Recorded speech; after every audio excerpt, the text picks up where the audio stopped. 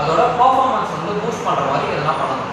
இதுதான் வந்து performance requirements. இப்போ VLSI சிப்ல வந்து பாத்தீங்கன்னா பவர் வந்து லெஸ்ஸா கன்சியூம் பண்ணணும். இப்போ பேட்டரியில வந்து இவ்வளவு கெபாசிட்டி தான் வந்து சார்ஜ் பண்ண முடியும் அப்படின்னா அதுக்கேற்ற மாதிரி அந்த சிப் ரியாக்ட் பண்ண கற்றுக்கணும். அதுக்கேற்ற மாதிரி அந்த சிப்பை மேனுஃபேக்சர் பண்ணணும்.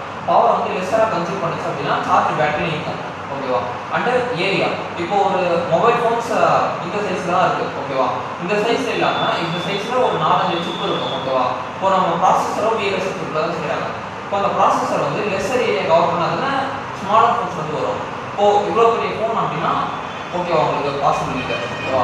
அது வந்து யூசர் ஃப்ரெண்ட்லியாகவும் இருக்காது, கஸ்டமர் யூஸ் பண்ணுறதுக்கு. இப்போ லெஸ் ஏரியா வந்து கவர் பண்ணணும். அடுத்து ஸ்பீடு. இப்போ பர்ஃபார்மன்ஸ் வந்து கேமிங்லாம் விளாட்றவங்களுக்கு வந்து பர்ஃபார்மன்ஸ் நல்லா இருக்கும்.